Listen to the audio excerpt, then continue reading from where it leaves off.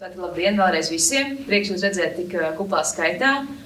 Un man liekas, ļoti labi tieši sanācis, ka tikko mēs noklausījāmies šo te izsmeļošo Edgara Engīzera stāstījumu par to, kādas kampaņas kontekstā Jāzeps Grosvalds vispār varēja doties šajā te, ko vienu brīdi negribējās saukt par ceļojumu, bet galu galā mēs esam nonākuši pie fakta, ka tomēr mēs varam arī šo militāro kampaņu, vismaz Jāzepa Grosvalda kontekstā, skatīt kā ceļojumu, jo ir grūti piemeklēt kādu citu vārdu.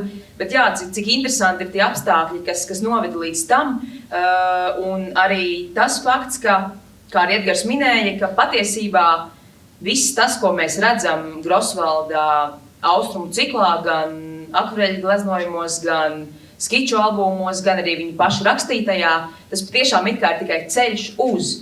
Un savukārt tajā galamērķī, kur viņš tomēr pavadīja pietiekoši ilgu laiku, tā mums ir tāda, vismaz no mākslas viedokļa, miglātīta epizode, jo, kā jau noteikti arī esat pamanījuši, gan pēc publikācijām, gan arī pēc izstādes, tad laiks, ko Grosvalds pavadā Baku un Tbilisī, ir tas, no kurienes mums nav pilnīgi nevienas vizuālas liecības. Sanāk, varbūt pat tam nebijām pievērsuši tik lielu uzmanību, bet šobrīd, aizvien vairāk domājot par to, kāda bija tā Grosvalda dzīve, kāda bija viņa paradumi, tomēr šķiet, ka šeit būtu varējusi būt kāda mape ar bojā gājušiem akvareļu darbiem vai kādiem skiču albumiem, jo tomēr visos dzīves brīžos, lai kādi tie apstākļi būtu, tomēr Jāzeps Grosvalds nevarēja izvairīties no tās nepieciešamības un arī vēlmes to, kas viņam notika apkārt, dokumentēt tādā arī vizuālā, savā mērā, varētu teikt, vizuālā dienas grāmatā. Un līdz ar to arī manā stāstā man ir jākoncentrējas uz viņa austrumu ceļojumu, pirms tā, kad viņš patiesībā nonāk tā mērķa izpildes vietā. Un tā kā arī mēs ļoti labi zinām, ka Jāzepam Grosvaldam ir ļoti plašs šis te dienas grāmatu mantojums, kurā viņš izsmeļoši apraksta savas pieredzes. Tāpat no austrumu laika mums ir brīnišķīgās Persijas ainas, tad šī stāstījuma kontekstā man gribējās paskatīties uz to, kas tad ir tas, kas ir palicis ārpus dienas grāmatas vai gājis zudībā, un arī ko pats Jāzeps Grosvalds beigās ir izvēlējies neiekļaut savā ceļojuma, ja tā var teikt, ceļojuma aprakstā. Šeit pirmām kārtām ir jāmin fakts, ka viss liecina, ka bojā ir gājusi viena Jāzepa Grosvalda dienas grāmata, kas būtu attiecinām uz laika posmu no 1918. gada janvāra beigām, kad viņš izbrauc ceļā uz austrumiem, un līdz pat 18. aprīlim šī paša gada, kad viņš jau Bagdādē uzturoties, iesāk jauno dienas grāmatu. Šie aptuveni 3 mēneši, kā viņš pats rakstījis, ka ir nodevis visu iepriekš sazīmēto un sarakstīto ielicis lādē un sūtīšanai uz Londonu. Un šī ir tā dienas grāmata, kas laikam ir gājusi zudībā, jo vismaz līdz šim nekāda liecība par to nav. Tā ir tāda viena lieta, un otra lieta ir tāda, ka muzeja memoriālajā kolekcijā glabājas apmēram 70 tādas atsevišķas lapas, kurās mēs varam redzēt gan Jāzepa Grosvalda veidotus tādus ļoti detalizētus konspektus no dažādām grāmatām par Persijas vēsturi, par Persijas literatūru, par Persijas mākslu. Ir skaidrs, ka viņš šo te visu savu pieredzēto ir studējis tādā daudz nopietnākā un dziļākā līmenī, kas arī ir viens no aspektiem, kamdēļ mēs viņu patiešām varam uzskatīt par orientālistu, nevis tikai cilvēku, kurš pagadījās tajā vietā un vienkārši vizuāli piefiksēja to, kas viņam apkārt notika. Un līdz ar to šis ir materiāls, kas ļoti maz ir ticis apskatīts. Protams, Edvarda Kļaviņa profesora monogrāfijā brīžiem tas ir citēts, bet citur tas līdz šim tā plašā publiski nav bijis. Un izstādes kontekstā diezgan grūti bija tādus dokumentus parādīt, tad likās, ka tā ir īstā reize.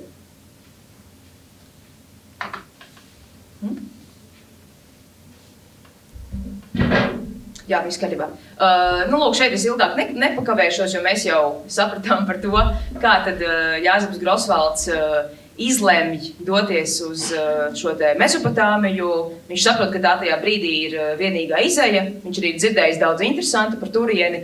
Un šķiet, ka visu laiku jau viņam ir klātesoša tā piedzīvojuma vēlme. Un man liekas, ka tas brīdis, kurā viņš pats sev saka, ka tādā veidā es varu nonākt tur, kur nekā citādi nebūtu ticis, tas noteikti viņam kā tādam, tomēr ar to romantisko pieeju dzīvē, tas noteikti bija viens no iemesliem, kamdēļ viņš šādu lēmumu pieņēma. Un tāpat man šeit ļoti būtiski vēl viens ieraksts Grosvalda dienas grāmatā, kur viņš saka, ka ticu kā vienmēr savai laimei, kas līdz šim vienmēr attaisnojusi visus lēmumus un soļus. Redzēsim, kam tas viss vēl noderēs ar daudz punkti. Droši vien, ka šī brīža arī konferences zināmā mērā mums parāda to, cik tad daudz kam tas viss ir noderējis. Lūk, protams, mums ir arī Jāzepa Grosvalda persiešu valodas šīs te pierakstu burtnīcas, kas liecina par to, ka tā interese iepazīt plašāk šo te kultūru noteikti viņam jau bija pirms došanās ceļojumā, vienkārši tā laika bija maz. Jo, ja mēs runājam par tiem dokumentiem, ko vēlāk apskatīsim, kuros viņš tiešām plaši analizē un konspektē šī reģiona dažādus vēstures un kultūras aspektus, mums tie ir nedatāti dokumenti, taču visticamāk jau, ka tie ir tapuši pēc atgriešanās no austrumiem 19. gadā vidū, kad viņš uzturas Londonā, reizē ārstējot savu kāju, jo pirms ceļojuma tas viss notika tik strauji, ka tam gluži vienkārši nebija laika. Taču persiešu valodas pieraksti gan ir tie, kas jau ir realizēti, viņš mācījās šo te valodu ceļā esot uz Tvaikoņu, kur bija laiks, un tie noteikti ir datējami ar 18. gadu.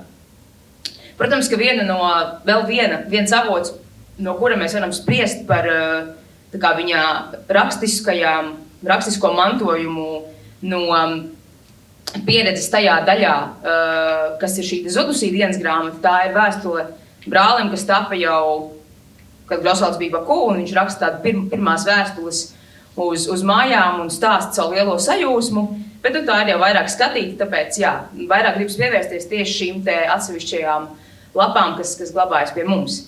Mēs varam redzēt, ka Grosvalds kā jau vienmēr veidoja dažādas sarakstus ar lietām, kas ir jāiepērk.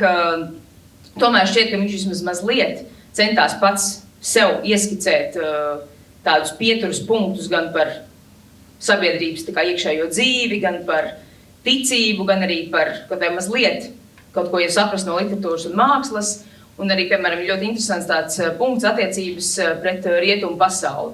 Man šķistu, ka šī te pierakstu lapa varētu būt tapusi pirms tam tajā neilgajā laikā, kad viņam bija iespēja sagatavoties.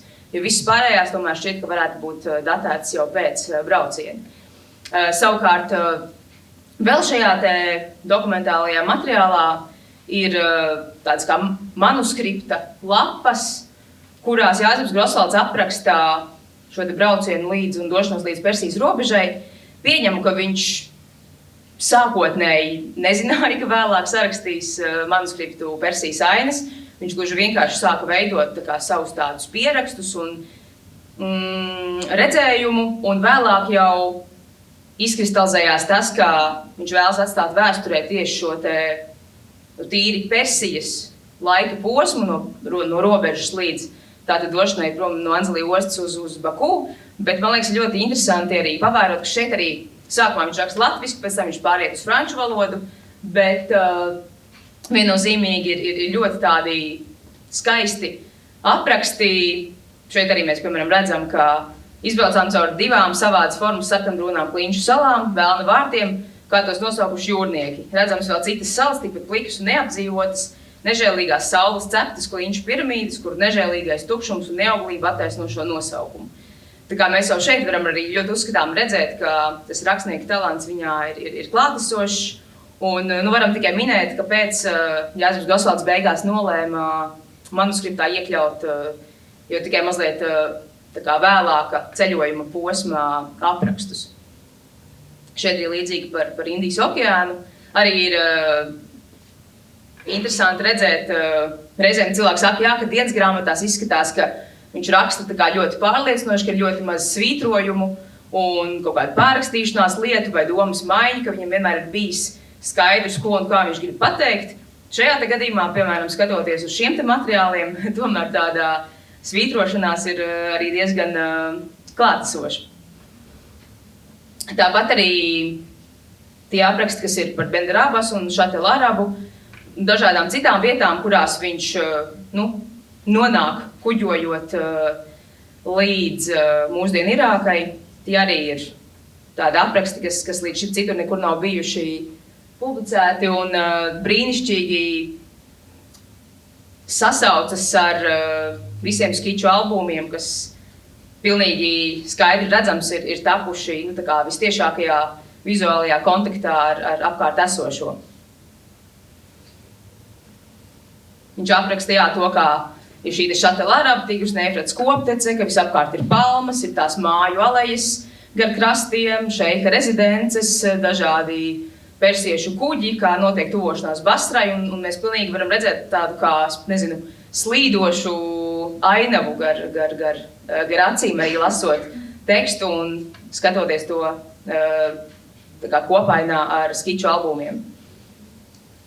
Tāpat arī nonākot jau Basrā, kur viņi uzturējās ilgāku laiku, šķiet 2 nedēļas, ja nemaldos, arī viņš tādā ļoti īsu pierakstu veidā ar tādiem konkrētiem vārdiem apraksta to, kas apkārt notiek.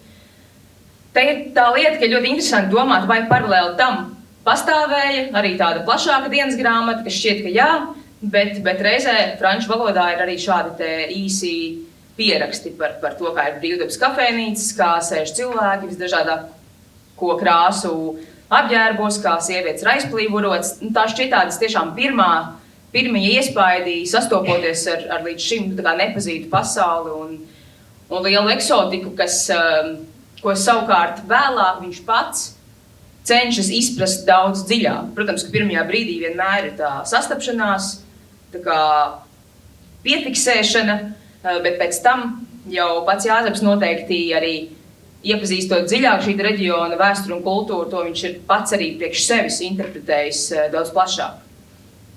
Kas vēl ir muzejā kolekcijā, arhīvā ir arī Jāzepa Grosvalda vāktās pastkartes, kas man šeit arī ļoti lieliski parāda to, ka viņš, protams, it kā ir tvēris tos vizuālos iespējus, bet reizē tā nav tāda, viņa darbi nav tāda dokumentālā fiksācija.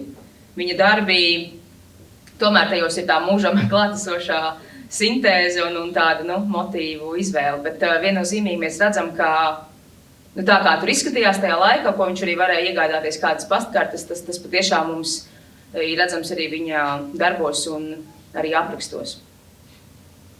Šeit vēl pāris izvilkumi no šiem te īsajiem pierakstiem par Basru. Apraksta dažādus tirgus veidus, tur ir paklāju tirgotāji, audumu tirgotāji, sudraba tirgotāji, zelta tirgotāji, ko noteikti, jā, kā jau minēju, dienas grāmatas lapās viņš būtu varējis izvērst arī daudz plašāk. Viņi paši arī dzīvoja mazliet ārpus pilsētas, un Basrā ir šeit palmu meži, kurus tad varam redzēt gan viņa īsajos aprakstos, gan arī attēlos, gan arī tāpat atkal šeit pastkartes no šīta laika.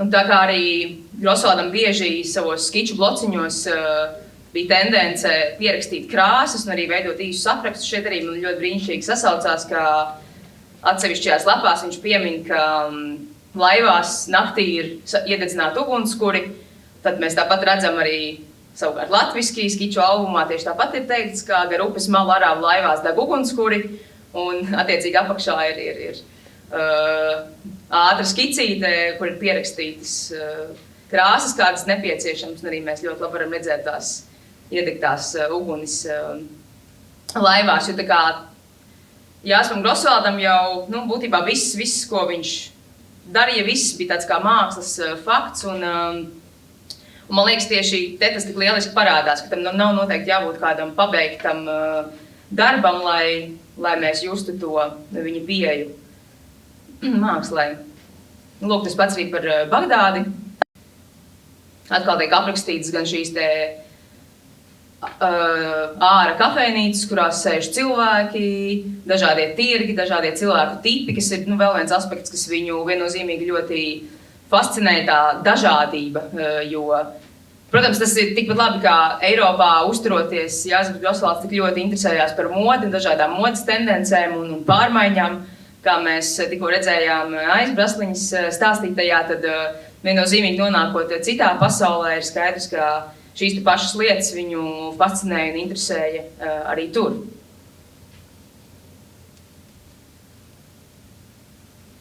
Viņš aprakstīja to, kā arī kafejnīcās notiek dziedāšana un dejošana, tiek spēlēti mūzikas instrumenti. Mēs skaidri zinām, ka arī Jāzeps Grosvalds visu laiku nodarbojās ar mūziku arī, bet pieņem, ka varbūt gluži šajās kafejnīcās viņam nebija iespējas spēlēt, taču tas viņa tā kā vērotāja skats mums to visu atklāja. Šeit arī pastkartes no Bagdādas, kas ir mūsu kolekcijā, šajā gadījumā par dažādiem arhitektūras objektiem. Lūk, un šeit ir ļoti interesanti, tā kā šīs divas lapas, un arī mazliet tālāk, ir tās, kas vēlāk ir par pamatu jau Persijas ainu manuskriptam, kas ir rakstīts franciski mašīnu rakstā, bet šeit mēs varam redzēt, ka ir tā kā pirmā lapa, kas ir latviski ar daudz svītrojumiem, pārfrāzētām lietām, kaut kādām ievietotiem tur vārdiem. Tad jau ir tāds tīrāks raksts, kurā mēs redzam, piemēram, ka paragrāfi ir mainījušies vietām. Viņš ir ļoti daudz domājis par to, tiešām to savu literāro izteiksmi, to, kā vislabāk atklāt to, ko tā kā šeit ir sapratis un uzzinājis. Tas ir tāds process, man liekas, ka skaidrs tas jau ir, jebkuru literāru darbu veidojot, tas ir tāds process, un man liekas, šajā gadījumā ir tiešām interesanti, ka mums arī tā latviskā versija, un arī tā kā vairākas tās pakāpes saglabājušās. Šeit es šoreiz neanalizēju tik sīki, kāds ir tas gala rezultāts Persijas ainās, ko varam izlasīt, bet to noteikti ir interesanti paskatīties. Šeit arī viņš aprakstā tieši Persijas robežu, kas ir tas brīdis, no kuras ko viņš nolēma iekļaut jau savā gala manuskriptā, šīs te sarkano kleķu mājas un ciematiņi un Abāsa tilts. Šeit līdzīgi vēl pāris izvilkumi no šīm te atsevišķajām lapām. Un arī dažādu tipu pastkartes un viņa paša studijas. Lūk, un vēl šajā te krājuma sastāvdaļā ir, kā jau es minēju, Jāzepa Grosvalda konspekti no Persijas vēstures, kultūra vēstures, literatūras, pat kulinārijas grāmatām vai dzejas grāmatām. Un kas viennozīmīgi mums parāda to, ka šis jau noteikti ir tapis pēc atgriešanās Eiropā, kā jau iepriekš minēju, Jāzepam Grosvaldam tā nav tāda virspusēja interese, bez dziļākas izpratnes. Ir tāda sajūta, ka atgriežoties to iespaidu ir tik daudz, to domu galvā ir tik daudz, ka viņš pats jūt nepieciešamību viņas sakārtot un veidot tādus patiešām pat apbrīnojami smalkus, sīkus pierakstus par dinastijām, vispār par dzīvi tur, un ir interesanti paskatīties, kādas ir tās grāmatas, ko viņš ir izmantojis. Jo, piemēram, šis kungs ir britu armijnieks, diplomāts, kas ir arī pētnieks, kas ir rakstījis diezgan daudzus pētījumus, vēsturiskus, geogrāfiskus un arī bibliogrāfiskus, par pats savu darbu Persijas teritorijā un Centrālā Āzijā, un arī par savu ceļošanu pa šo te reģionu, jo kopsumā ir nodzīvojis vairāk nekā 10 gadus mūsdienu Irānas teritorijā, līdz ar to arī tāds patiešām pazinēja un pētnieka skatījums. Te mēs varam tālāk redzēt Grosvalda numurētās lapas, kā tādus skolnieka konspektus vēstures nodarbībās.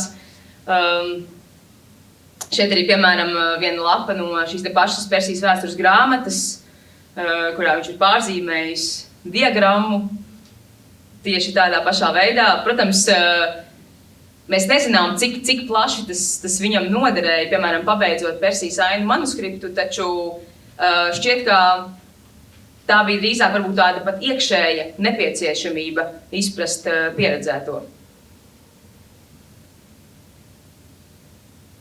Šeit vēl arī lapas no šī reģiona. Grāmata bija arī ilustrēta. Varam salīdzināt arī to ar pašu Grosvalda pieredzēto.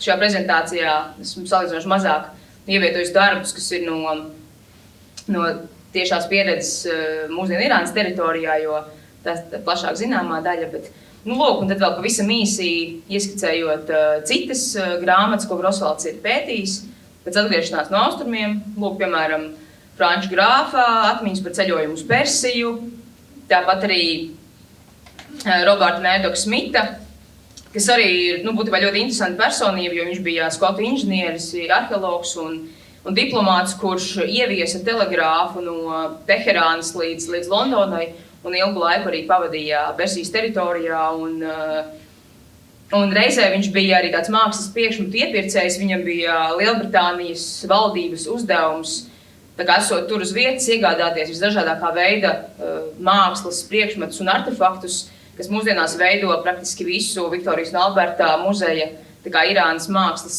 kolekciju.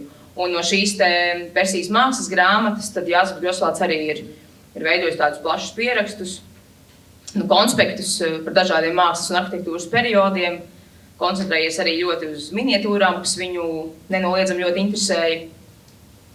Tāpat arī viņš ir kāds tāds vairāk pasaku grāmatas studējis, piemēram, šī te Isfahānas Hadži Babas piedzīvojumus. Lūk, arī tāpat Edvarda Brauna grāmata, kas ir Persijas literārā vēsture. Edvards Brauns arī ir būtībā viens no nozīmīgākajiem Irānas senu laiku Persijas kultūras vēstures pētniekiem. Tiek saukts vispār par tādu Irānas studiju aizsācēju Eiropas kultūra vēsturē, un viņš arī ir izdevis vairākus ļoti nozīmīgus izdevumus par šī reģiona literatūru un vēsturi, kultūras vēsturi, un arī šī grāmata ir viena no tām, ko Jāzeps Grosvalds ir diezgan plaši konspektējis. Nevaram aizmirst arī par Ežēnu Flandēnu, kas lielākā daļa no mums ir pazīstams kā reizers ar savām šiem te zīmējumiem ar Persijas saviem arheoloģiskiem pieminekļiem, un arī, protams, publicējis grāmatu par ceļojumu uz Persiju. Arī to Jāzeps Grosvalds ir paspējis izlasīt. Un tad jau tuvojoties noslēgumam, tad, kad jau Jāzeps Grosvalds patiešām bija paveicis darbu pie manuskripta, un arī domāju pats par to vāka noformējumu, tad šķiet, ka ļoti nozīmīga viņa pētīta grāmata ir Frederika Roberta Martīna grāmata par miniatūru glezniecību gleznotājiem Persijā, Indijā un Turcijā. Izskatīju cauri konkrēti tas attēls, ko beigās Grosvalds ir izvēlējies kā noformējumu grāmatai, tīri ilustrāciju veidā šeit nav, bet noteikti, ka ir arī tekstā pieminēts. Un, lūk, te vēl ir dažādas grāmatas, ko viņš ir skatījies gan par reliģiju vēsturi, gan arī pārrakstījis kādas dzejas rindas un dziesmas, arī tā kā rakstījis tādu nelielu konspektu mašīnu rakstā par tieši dzejas vēsturi. Un tas gan šeit prezentācijā nav, bet bija pat viens dokuments, kur viņš ir konspektējis dažādu cepumu receptes no Irānas. Tā kā līdz pat tādai jomai šī te interese bija klātesoša. Un kā viena no pēdējām grāmatām, kas noteikti viņam interesē jau no citas skatu punktā, bija grāmata Šodienas Persija, jo tajā bija aprakstīta, tas ir 1908. Gadā izdota, bet būtībā tās pilsētas, kurās arī pats Grosvalds bija, gan, piemēram, Gazvīna vai Rešta, ko mēs varētu citēt tā kā to situāciju jau 20. gadsimta sākumā, pirms kara, kas, protams, tomēr jau bija citādāk nekā vēsturiskajos periodos. Lūk, un te vēl tikai ieskatām pāris vēl lapiņas, kur jau mēs redzam gan par valodu, gan ir kaut kādi leģendu apraksti, bet šie jau ir tādi, pilnīgi haotiski pieraksti, kur būtu ļoti jāšķitina, lai mēs līdz galam saprastu, kas kurā brīdī ir pierakstīts un no kādas konkrētās grāmatas viņš to ir ņēmis. Nu, lūk, un tad pašā noslēgumā, jā, visa šī gan pieredzētā austrumos rezultātā, gan noteikti arī daudzu sarunu rezultātā, kuras mēs nevaram tā konkrēti analizēt, gan arī visu šo skatīto grāmatu rezultātā top viņa manuskripts Persijas ainas, kas tad ir tas, ko mēs varam izlasīt arī mūsdienās. Centos tādā ātrā gājienā parādīt tās lietas un tās lapas, kas varbūt parasti paliek tā kā mazliet ārpus, jo skaisti atveļ glaznojumi, arī skiču bloki, un arī viņai dienas grāmatu apraksti un, protams, manuskripta teksts, tas it kā vienmēr ir primāri, bet nemazāk interesanti ir aplūkot to visu, ko viņš ir paralēli studējis, un kas, kā jau minēju arī pašā sākumā, man šķiet, ka mums patiešām ļauj viņu pieskaitīt orientālistu pulkam, noteikti arī Eiropas mērogā. Un mēs jau nezinām, kas vēl būtu iznācis no tā visa, ja Jāzeps Grosvalds nebūtu tomēr tik agri aizgājis mūžībā. Paldies!